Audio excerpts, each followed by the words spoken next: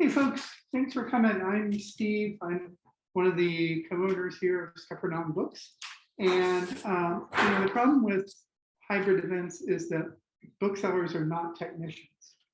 And we're always kind of struggling with technologies, which freaks me out a little bit. So bear with us just a little bit. I think we've got it all worked out now. I hope everyone on the other end can hear and see. This is Stephanie Grant's book, Disgust and Memoir, is the fourth book that we've done here at Scuppernong Editions, which is kind of a strange independent arm of the bookstore. And when we first got the manuscript, it was exactly what you want in a manuscript. It was not really like anything we'd ever read before. And that's just such an amazing, miraculous thing when it occurs. And it has been just a wonderful experience to work with Stephanie getting this book out. It's a great little book, and Stephanie and I both just kind of stroke it occasionally because it's such a cute little thing. And we loved it partly because it could be really raw at times and really heartbreaking at other times and very sardonic at times as well. And it balanced all those things and a lot more really well. And Stephanie managed to weave history of 3 generations in her family together in this kind of very seamless way. It's a little book. It's not a lot of words in it, but it's a big book. And we're just really, really proud and happy to work with Stephanie and really, really happy to see this book out in the world tonight. Thank you all for coming. I'm going to give them, David and Stephanie, just a little bit of introduction, and then we're just going to set them free, and they will do what they want to do up here. We'll take questions at the end. We'll also take questions from everyone on Zoom or comments or whatever. So, if you have things to say, just hold them till the end and we'll try and get you. Okay. David Keplinger is the author of 7 collections of poetry, including The World to Come, published this year, winner of the 2020 Minds on Fire Prize, and Another City, which was awarded the 2019 UNT Rilke Prize. Among his other collections are The Most Natural Thing and The Prayers of Others, which won the Colorado Book Award. His first collection, The Rose Inside, was chosen by the poet Mary Oliver for the 1999 T.S. Eliot Prize. In 2020, Keplinger was the recipient of the annual Emily Dickinson Award from the Poetry Society of America. His interests include contemporary American poetry, European poetry and poetics in the 20th century, poetic meter and form, creative writing pedagogy, translation and artistic collaboration, and the poetry of witness, with emphasis on the poets of World War I and Holocaust literature. He teaches in the MFA program at American University in Washington, D.C. Let's give a little hand for David.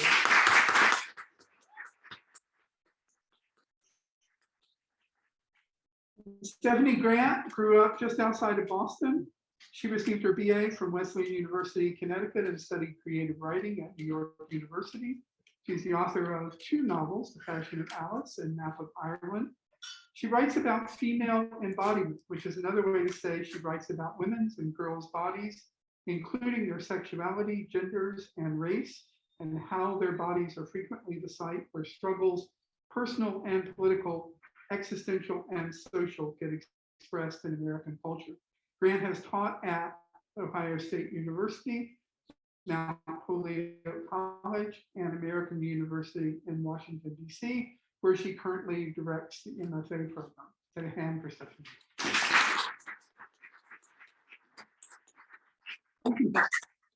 Thank you, Steve. Thank you, everyone, for coming. Thank you, Steve, for publishing this tiny book. I think of it as my pound of flesh book. Very tiny, but As you said, a lot of stuff in there. And I want to thank Andrew Salter, who's here, who designed the book, both the inside and the outside of the book. Andrew is back there, being modest, and I think just did a gorgeous job, and made a little prayer book of disgust. We were just talking about perhaps that should have been the title. And as you heard, David Keplinger is this enormously talented poet who has been bear witness to American life for quite a while now. And I feel really blessed to have him as a colleague and incredibly fortunate to have him here with me. He drove down from Washington, D.C. tonight. So I feel just extraordinarily grateful to be in his presence and to get to have this conversation. So I'm going to get started. And I'm going to get started with the book's epigraph, which you'll be surprised to know comes from an anthropologist, the anthropologist Mary Douglas, from her book Purity and Danger, an analysis of the concepts of pollution and taboo, which many of the academics in the room will recognize. The body, as we have tried to show, provides a basic scheme for all symbolism. I'm going to start at the beginning. Section 1, the man who would not kiss. Everybody hearing me okay? Steve, how are we doing? We're doing fine. Okay. When in my 20s, I came out to my parents as a lesbian, I became an object of their disgust. I was not surprised by their recoiling, as they were devout Catholics, but I was still distraught. As a result, I worked to eliminate disgust from my repertoire of emotions. Yet, as of late, I've noticed the feeling is on the rise in me. I experience it more and more as I age. And it must be said, disgust overwhelmed the public square in the months and years following the 2016 presidential election. 2. Researchers have identified 3 types or domains of disgust: pathogenic, sexual, and moral. Common to all 3 is the fear of contagion. Of course, the different types can overlap. The germaphobe, who refuses any kissing, philomophobia, might also register a strong sense of either moral or sexual disgust. That is, she or he might experience one form of disgust, intensifying the other. 3. Years ago, I dated, or let me be frank, tried to bed a man who suffered from philomophobia. It is difficult in retrospect to describe how desirous I was of this man, given that his avoidance of kissing would have proven a serious impediment to my own sexual arousal. But isn't it always nearly impossible in retrospect to explain desire? Besides, he played hard to get, extremely so, which served as its own very effective form of arousal. 9. The human body offers us significant opportunities for disgust.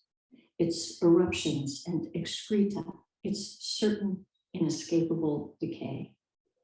Part of what makes disgust such a powerful, visceral experience is the fear that the disgusting thing will or has already corrupted us. Part of what makes disgust central to our moral machinery is our sense that stabilizing norms have been violated. Some object or person is in the wrong place, the proverbial hair in the soup. According to this logic, disgust erupts when the categories and oppositions that structure our daily experience fail to stay distinct.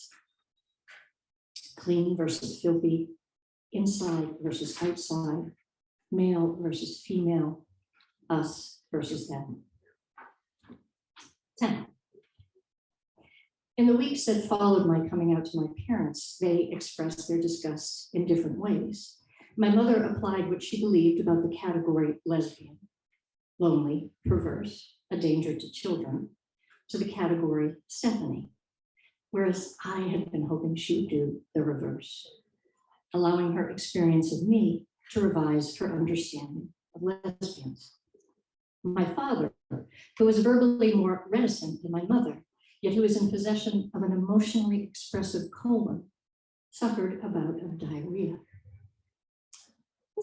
This is difficult to acknowledge, let alone commit to paper, as the appearance of feces might provoke the reader's own disgust, and she might then turn away from this particular manifestation of turning away. Researchers have dubbed feces the universal disgust object because its intimate foulness reminds us of our inevitable decay, our unbearable animal vulnerability. 11. Both my parents were very painful, excruciating, in fact. And as I've said before, from there on in, I tried to eliminate disgust from my feeling life.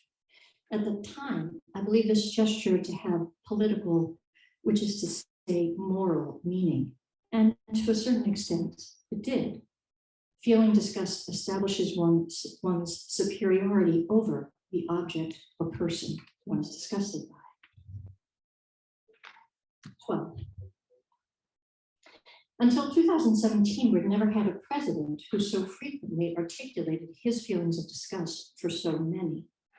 Because it ranks those involved, thereby creating hierarchies among people, the feeling of disgust challenges the democratic ideal of universal equality, which, although imperfectly realized in our country, is much acclaimed by its citizens. 24.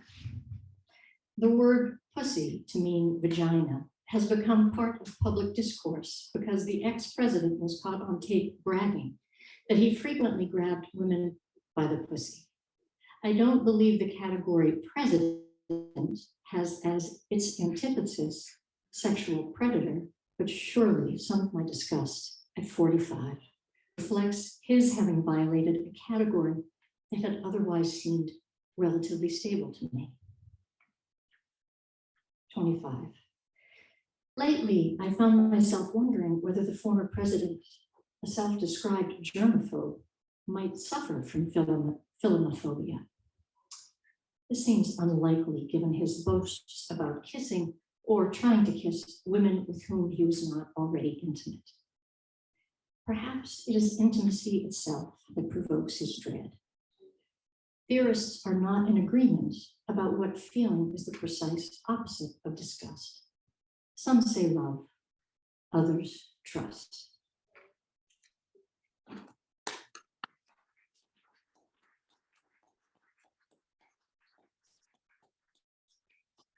Stephanie, it's a wonderful introduction to the book and many of its claims. And you speak about this even in the first section of the book. But I wonder if you could say a few words just to get us started about why disgust, what brought you to that subject, and maybe even talk a little bit about going from writing fiction to writing nonfiction. Sure. And whether those intersected. Sure. So I did really begin almost immediately after Trump was elected. I was really overwhelmed with disgust, as I know many people were, and I'm sure many people in this room were. But it's also true that I had, for much of my life, really tried to bracket and not experience that feeling. I spent a million years in therapy and learned to feel all my ugly feelings, but disgust I had really cordoned off. And so I started to think about my mother's disgust, my parents' disgust, and my disgust for Trump. I wasn't trying to wrestle them as much as I was trying to understand what disgust does, how it functions sort of in the political realm, but also how it functions interpersonally. What is it doing? What is the feeling doing between us, among us?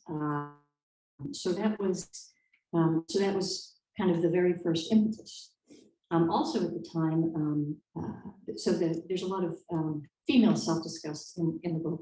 And at the time, and really actually coinciding almost entirely with the Trump administration, although I may see that in hindsight, one of my daughters got very sick with depression, life-threatening depression and anxiety. And I started to think about these different ways of a sort of female self-disgust that my mother had as a young woman. My mother suffered a terrible postpartum depression and did electroconvulsive therapy. I had an eating disorder when I was younger. And then my daughter was experiencing, the sort of new 21st century incarnation of some of these struggles. And so I started thinking about disgust in relation to the ways women experience, existential trauma, existential drama, and so began writing in relation to kind of both of those things. You say that you had cordoned disgust off, and it's consistent with the themes of disgust, that you were disgusted by disgust. Right. You wanted to step back from the thing that disgusted you, and you talk about these kinds of contagion, like pathogenic disgust and sexual disgust, and then there's moral disgust, right. Which you mentioned in the passages you read.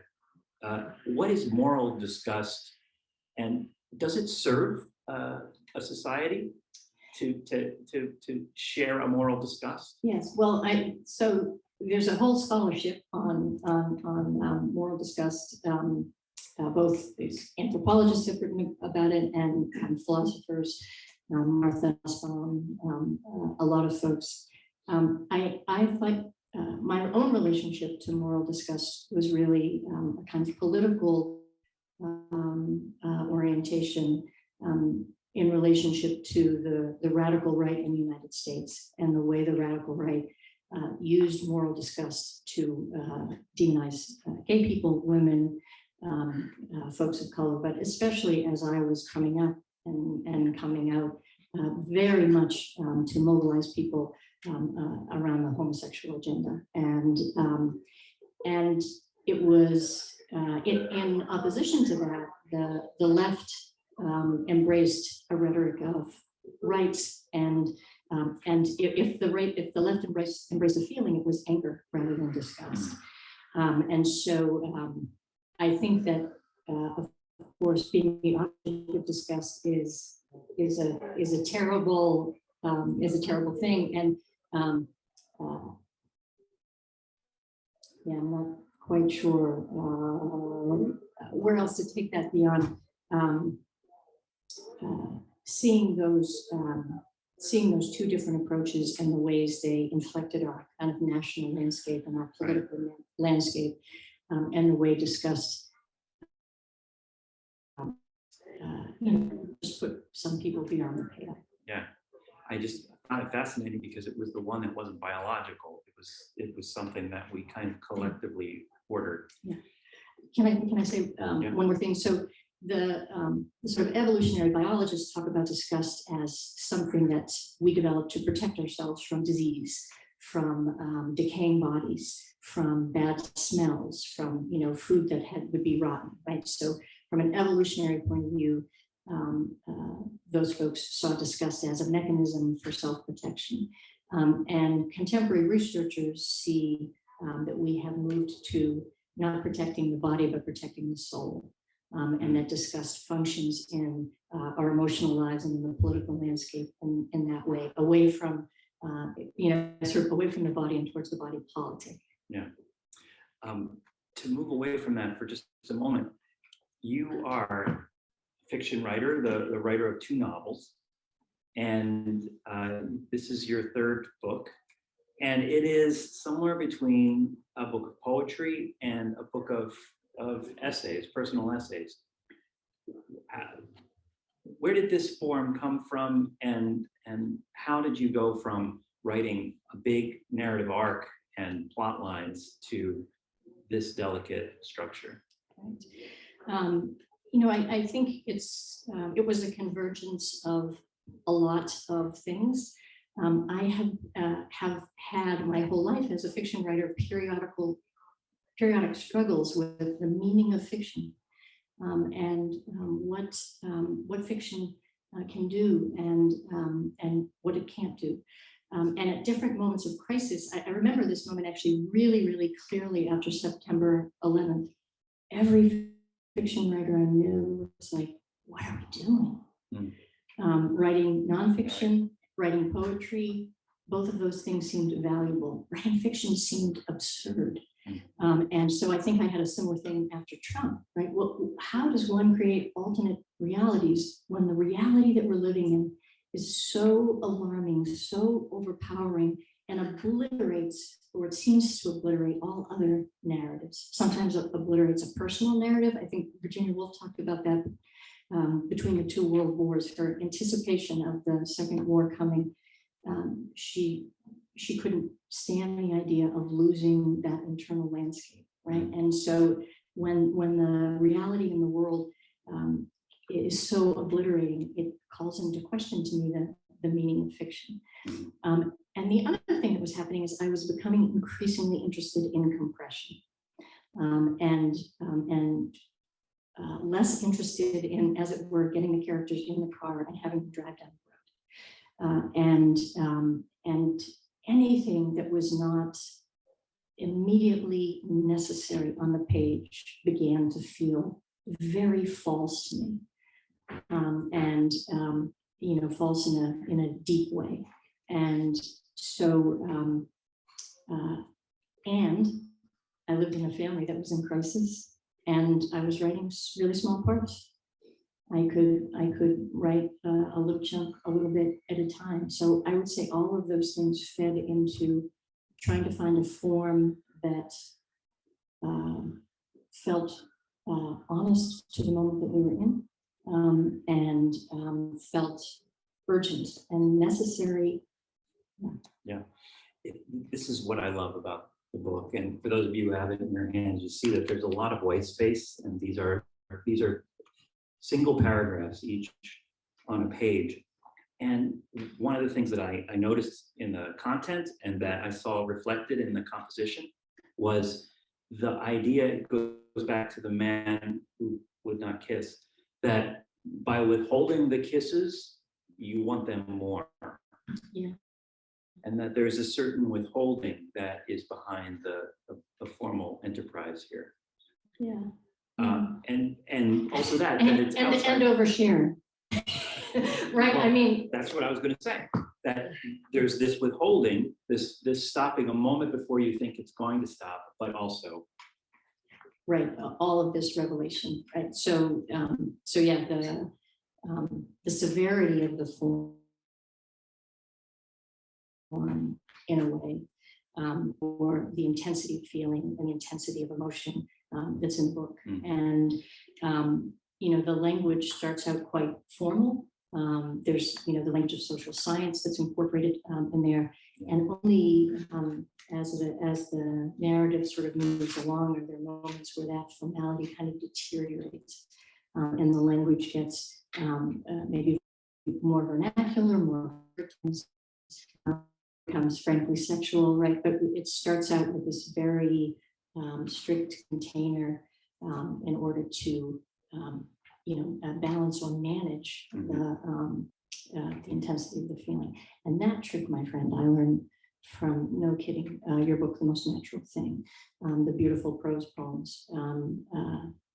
So David writes both lyrical poetry and prose poetry. He's considered one of the best prose poets in the United States. And The Most Natural Thing is a beautiful book in which all of the prose poems are exact squares, and there's just a tremendous avalanche of emotion and embodiedness in the poems.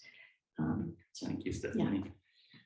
I have to tell you something. There's a passage at the end of the book in which you're describing you and your sister caring for your mother at the end, and both of our mothers died of ovarian cancer. And you describe these buckets with the black bile in them, which I remembered like it happened a half an hour ago.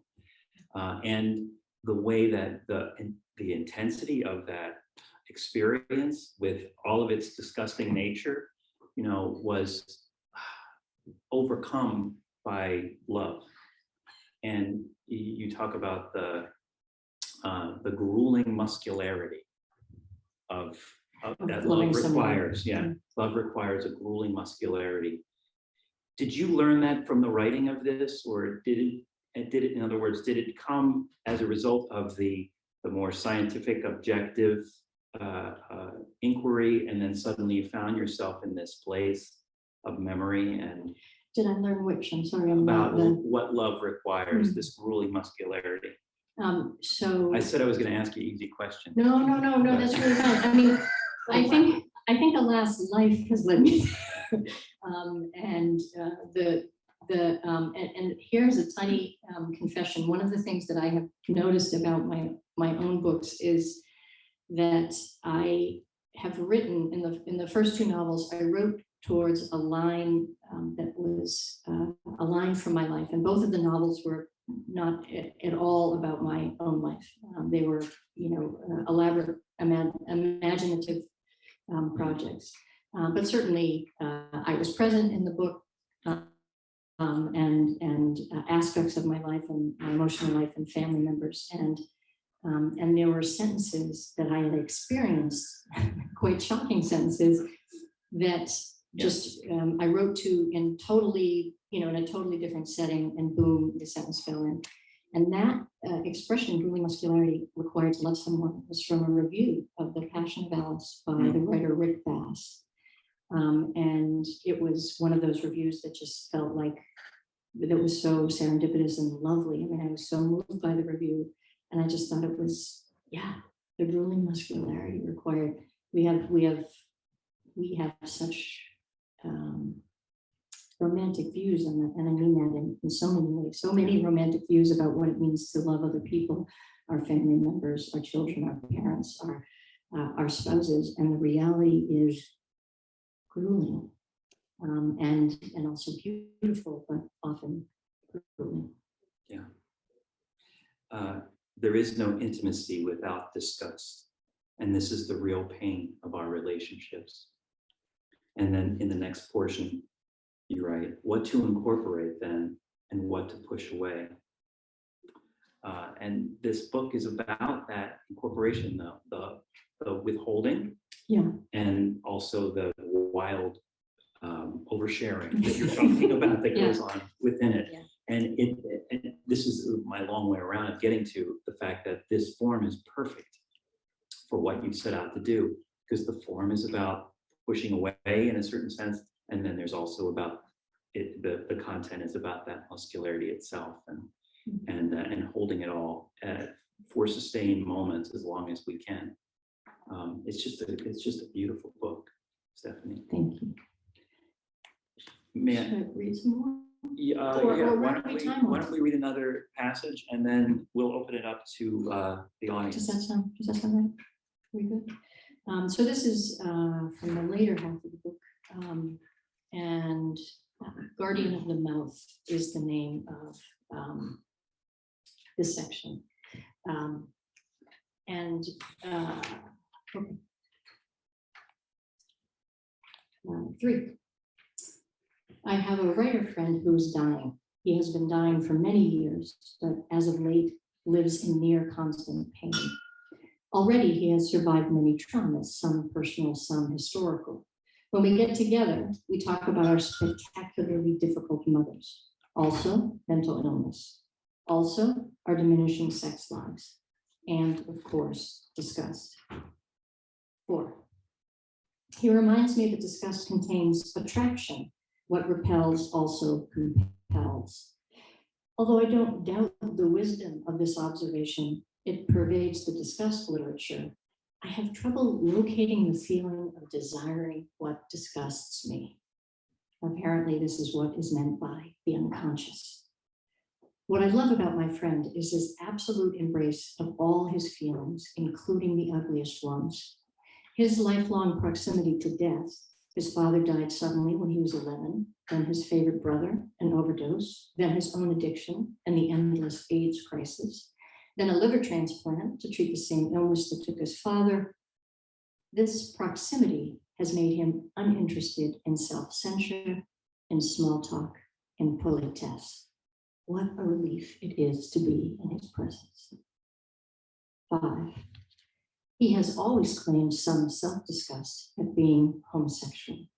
This claim is, at once, performance, hyperbole, and truth. 6. The beliefs about homosexuality that my writer friend and I grew up with coincide perfectly with the contagion view of disgust, namely that one was turned into a homosexual via homosexual sex, and that a single encounter was all it took. Now, reading a quote. The law of contagion operates according to the principle of once in contact, always in contact, in that previously benign objects can acquire enduring, even permanent infectious qualities after even brief contact with a disgusting stimulus. For instance, individuals will often refuse to drink from a glass that has been repeatedly and thoroughly sanitized if it had once been used to hold dog feces. 7. My mother's disgust at my sexuality was imbued with this strange belief, which researchers call sympathetic magic. My first novel came out the year she died at 68 of ovarian cancer. In the run-up to publication, we argued about the book jacket and later the acknowledgements page, both of which revealed that I was a lesbian. You should be ashamed, she said, paging through the novel for the first time. 2 months before she died, she asked me to remove the offending material.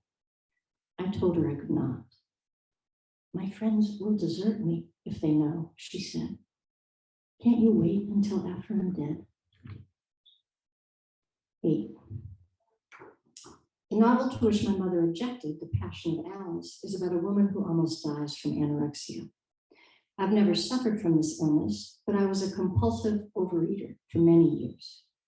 What the various eating disorders share, despite their differences in behaviors and outcomes, what the 98-pound woman shares with her 160-pound or 400-pound sister is a deep sense of her own greediness, the shame of wanting, of rapacious need, of the bottomless, bottomless pit, the shame, if you will, of having a body at all. 9.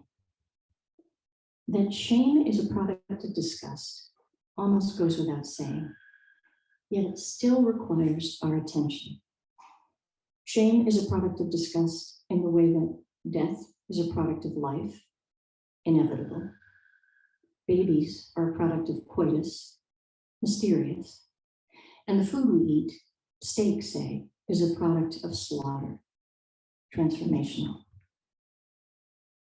10. Another writer friend, this one not actively dying, but a seeker like myself, preparing for death through his work, as I am, have been all my life, without quite realizing. He reminded me of the connections between disgust, shame, and religious practice. Death fear, food guilt, sex magic, he wrote.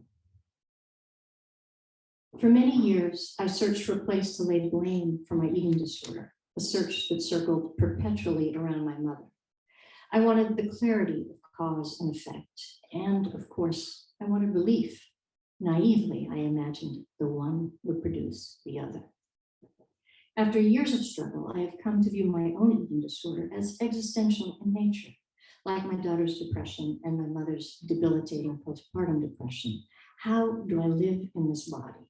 That is, how do I live in this now, in this body? 20.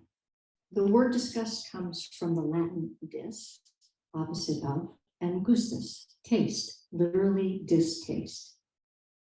Most definitions of disgust appear to be related to the actual or threatened oral incorporation of contaminated or unwanted stimuli.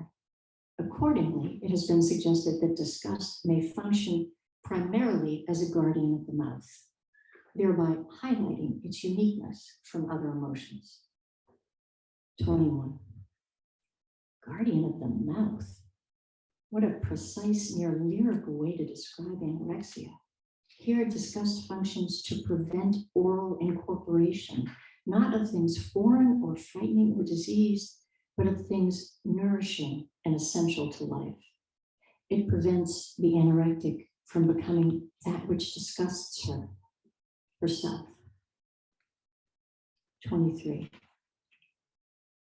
But wouldn't guardian of the mouth also be a protector of oral pleasures, a means, perhaps perversely, of claiming desire, a guardian of speech and language and prayer, guardian of kissing and being kissed, of crying out as I have, and perhaps the reader has, in ecstasy and in despair, guardian of dick sucking and pussy eating, guardian of the mouth that sings, the mouth that praises and condemns, guardian of the mouth that rages, the mouth of poetry, the holy, holy mouth.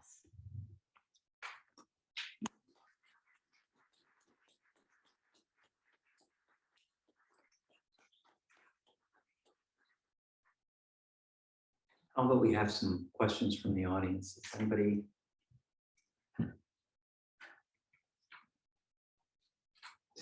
So you talk about the fact that, you had sort of cordoned off this feeling of disgust, and yet it clearly played a central role, as mentioned, in the Passion of Alice. And I think in the map of Ireland, you can see the role there too.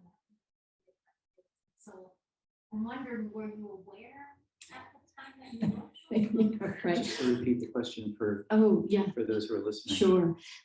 So the question is, if I had cordoned off disgust, or I believe understood myself to have cordoned off disgust, did I notice there was quite a lot of disgust in the Passion of Alice, in which features a bulimic who throws up into purses all the time, and Map of Ireland, which is about desegregation in Boston. And I would say it's funny, my partner often says that I'm a really nice person, except in my books, or that I allow parts of myself to live in my books that I maybe cordon off in my life. So I would say I was not as fully conscious as I am now from that question. Thank you. Stephanie, I have, sorry, go ahead. No, I don't think so. No, there's one Zoom question. I'm getting reverb in my headphones, so I'm confused. Can you talk about how form informs how you embody your work? That is, how is the experience of writing in this unmediated nonfiction voice? Did you at all long for the fictive veil? Well, now I sure long for the fictive veil, but I didn't write in it. Actually, I didn't long for the fictive veil, and in fact, the fictive veil felt precisely problematic. I mean, novelists have, since they've been writing novels, declared the problem with the novel and the death of the novel, and that soon there won't be any more novels. I mean, that's an ongoing conversation in literary criticism circles. And I think some of the, most venturous people working in writing fiction these days are really struggling with this question of, this is, all writers have been struggling with this question, really, this question of truth and representation, and what does it mean?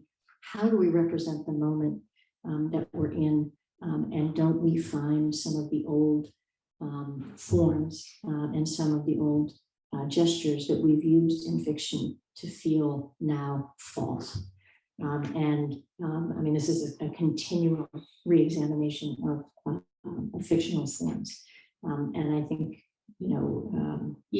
all literary movements are about that question. The movement from realism to modernism to postmodernism, all of those movements are about struggling with those questions, that the tools we have, the ways of telling stories no longer seem real, don't seem true, do not get at our experience. And for me, for the reasons that I mentioned earlier, nonfiction felt like the only way to get at the experiences that I was confronting and living in. Yes. Yeah, so Stephanie, I have a question about, if I can get expressive out of discussion. So you talk about disgust and your mother's disgust, your parents' disgust, right? It's sort of, I mean, to me, that has sort of a negative. Yes. The discussion of Donald Trump, the election of Trump, and that disgust, from my point of view, that's sort of positive. So how does disgust function, and Right. is there some beneficial aspects of Yeah. disgust in the way that you see it? Sure. I think one of the things that I came to in the book is that. I'm sorry, Stephanie, would you? repeat Oh, the sure. Let question? me repeat the question. My parents discussed negative. My disgust for Donald Trump seems quite positive to me and to the lovely questioner. How do we sort of move between what sometimes feels like positive, necessary, maybe necessary is a good word there, necessary disgust, and then this other kind of disgust, which is so evil and debilitating and focused on destroying people. And I think that now that I've reframed the question, I forgot how I was going to answer it. Oh no, it's right there. So some of it politically is about the difference between.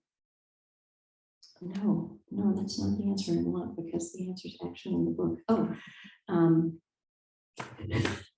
this is aging.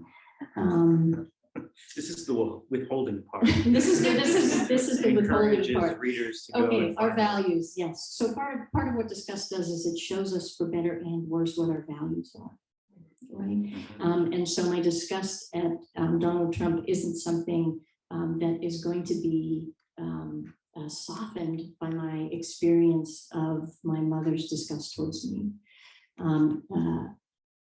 And so I think one of the ways that I approach now is to understand that it marks a boundary, it marks values, and it is worth me slowing down and looking at those boundaries and looking at those values and looking at those moments of disgust.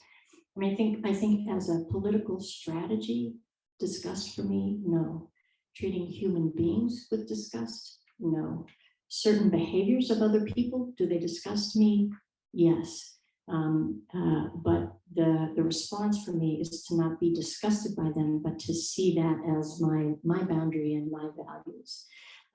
But it's definitely been a process of going, of confronting my own disgust and trying to break down what it's really about.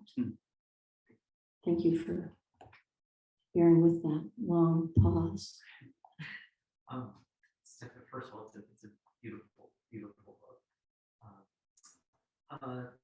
You discussed the kind of the tensions between withholding and oversharing, David's question, and I wondered also if there's something going on for you, or if how you came to think about the tensions between isolation and imminence, because there's something about the way in which the book is so deeply relational. We're really immersed in these scenes. It's not a distant narrator, it's a curious narrator, but a person very curious about what's right in front of them, literally. So I wondered, in thinking through Disgust, or as you, in the process of writing it, how you sort of brought that proximity to the. Yeah, so when you say imminence, you mean imminent engagement, or the imminence of ideas? Imminent Engagement. We're sort of there with you in situ, in contrast to kind of distance, traumatized. It's a very real. At least I do. I feel very immersed into the scene. Yeah. So the question is about sort of moving between the poles of isolation and imminence, and being immersed in the narration and a kind of engagement. I'm not sure how to answer that. I think it's a beautiful question. I think that some of it is about thought. That what I'm doing on the page is thinking, and I'm inviting the reader into the ways that I'm thinking about disgust. through very specific experiences that I've had. So the experiences are often frank and sometimes very difficult. So I'm engaging with those things directly. I think one of the things that I experience sometimes teaching fiction, because I teach fiction and nonfiction both, is I'll talk to students about metaphor, and it's often like, oh, here is the metaphor. Her hair was like straw or something, like a simile, right? This is this comparison, and the whole fictional enterprise is metaphor. The entire thing is metaphor.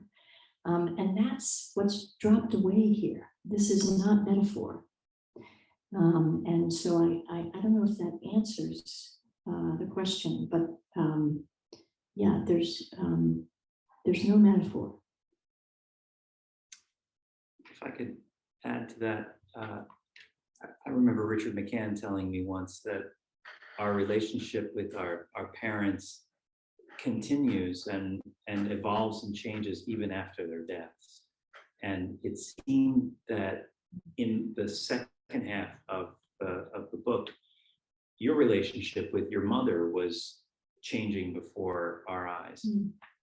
You're talking about her ECT treatments and how some were sent for ECT and others went elsewhere. And then you have this passage about sex, and you say, had my mother used birth control, her reasons would have been both upright and serious in the context of the Catholic Church and what it ordained in the 60s. She must have been afraid, both she and my father must have been terrified of another debilitating postpartum depression. What courage it must have taken to have sex at all when she knew where it might lead her. Yeah. That seems to be like something that just emerges out of the text before our very eyes. Did your relationship with your mother change as a result of all of this writing? I think that it has been changing, and one of the things when my mother was alive, and my mother was fierce. I'll go to toe with anyone on their ferocious mother stories. She was really, really fierce, and I didn't know about her postpartum depression until after she died.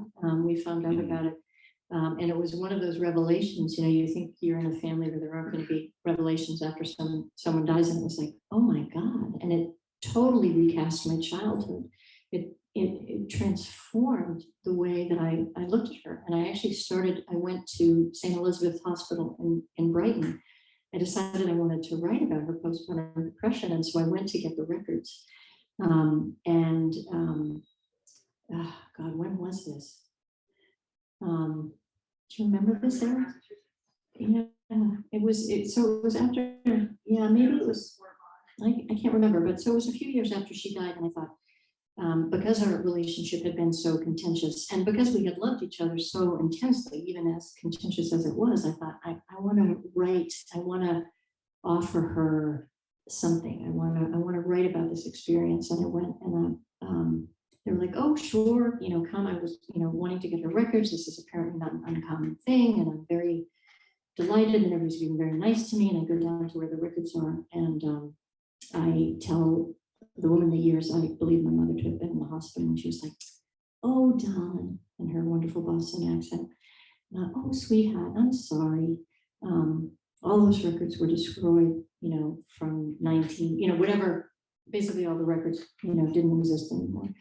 And I was just devastated because I so wanted to make a kind of gesture towards her, a gesture of understanding of her, how depression had just shaped her whole life. I mean, she never went back to the hospital, but I believe she lived with low-level depression her whole life, and she had a lot of unhappiness, and gave me a life quite different than the life she had, and so it has been ongoing from that realization, and she died in 1995. So It's the gift that we don't know we're going to get when we set out as yeah, writers. yeah, for sure. Yeah. For sure. Just one more question for me. I don't know if this is a hard please. question or not. What is the opposite of disgust? I don't want to give it away. It's in the book. It's so much of the sort of social science on emotion.